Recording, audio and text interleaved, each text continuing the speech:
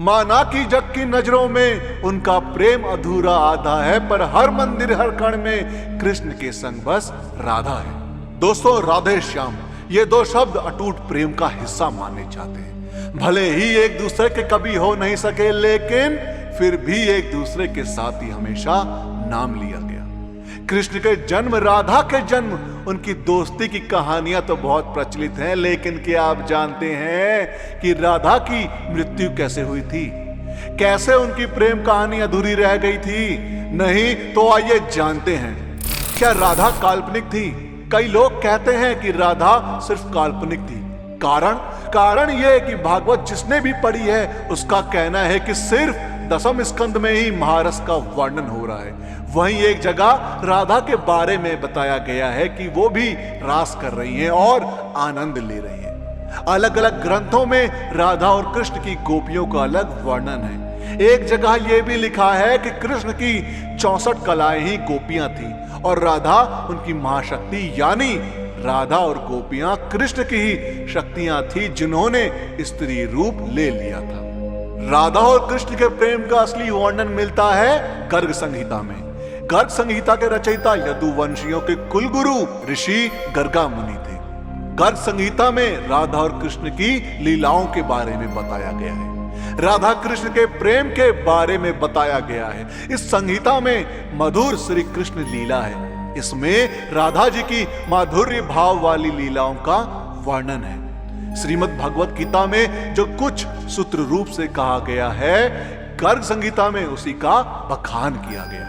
अगर गर्ग मुनि यदुवंशियों के कुल गुरु थे तो ऐसा कैसे हो सकता है कि वो अपने सामने चल रही कृष्ण लीला में किसी काल्पनिक किरदार का चित्रण करेंगे?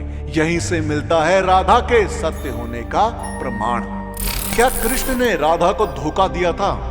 तो दोस्तों, कृष्ण राधा से ये वादा करके गए थे कि वो वापस आएंगे, लेकिन कृष्ण राधा के पास वापस नहीं आए और चले गए। उनकी शादी भी रुक्मिणी से हुई।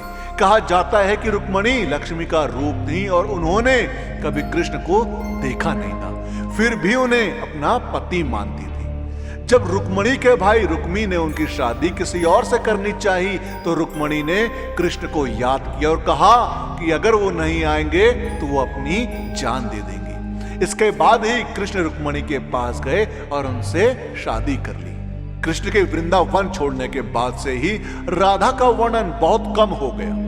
राधा और कृष्ण जब आखिरी बार मिले थे तो राधा ने कृष्ण से कहा था कि भले ही वो उनसे दूर जा रहे हैं, लेकिन मन से कृष्ण हमेशा उनके साथ ही रहेंगे। इसके बाद कृष्ण मथुरा गए और कंस और बाकी राक्षसों को मारने का अपना काम पूरा किया।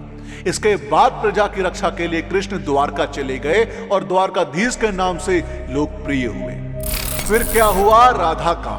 जब कृष्ण वृंदावन से निकल गए तब राधा की जिंदगी ने अलग ही मोड़ ले लिया था। राधा की शादी एक यादव से हो गई। राधा ने अपने दाम्पत्य जीवन की सारी रस्में निभाई और बूढ़ी हुई, लेकिन उनका मन तब भी कृष्ण के लिए समर्पित था। कौन थे राधा के पति? तो दोस्तों, राधा के पति का वर्णन ब्रह्म वैवर्त पुराण में किया गया है। यह वेद व्यास द्वारा रचित 18 पुराणों में से एक है। राधा की शादी के बारे में भी अलग अलग कहानियां प्रचलित हैं। कुछ के अनुसार राधा की शादी अनय से हुई थी। अनय भी वृंदावन निवासी थे और राधा और अनय की शादी ब्रह्मा की एक परीक्षा के बाद हुई थी। ब्रह्मा ने यह पता लगाने के लिए कि कृष्ण वाकई विष्णु अवतार हैं, उनके सारे दोस्तों को अगवा कर जंगल में छुपा दिया था। उस समय अनय भी जंगल में थे और गलती से वो भी अगवा हो गए थे।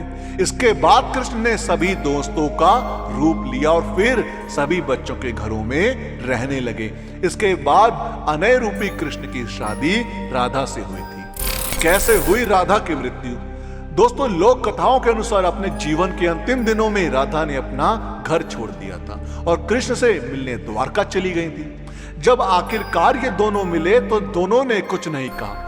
दोनों जानते थे कि मन से दोनों जुड़े हुए थे, लेकिन राधा को लगा कि कृष्ण से करीब रहना उस तरह का सुख नहीं दे रहा है जिस तरह उन्हें तब लगता था जब वो मन से कृष्ण से जुड़ी हुई थी। राधा बिना कुछ बोले महल छोड़कर चली गई।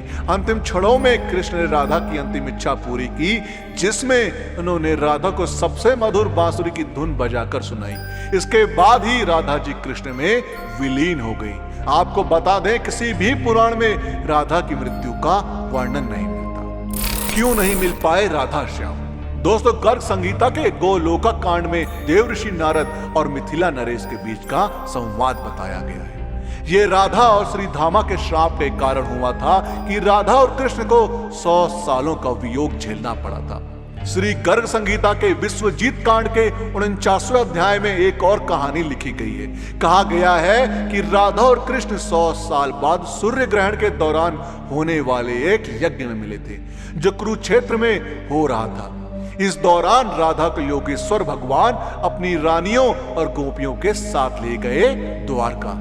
यहाँ सभी ने राजसूया यज्ञ में हिस्सा लिया, जिसे राजा उग्रसेन ने करवाया था। उस समय राधा कृष्ण के साथ उनकी पत्नी के तौर पर थी, और यही लिखा जाता है कि राधा की शादी कृष्ण से हुई थी, और वो छाया राधा थी जो रायान गोपा से शादी कर कृष्ण की मामी बनी थी। पर सिर्फ इस यज्ञ को ही राधा और कृष्ण की शादी का सबूत माना जाता है।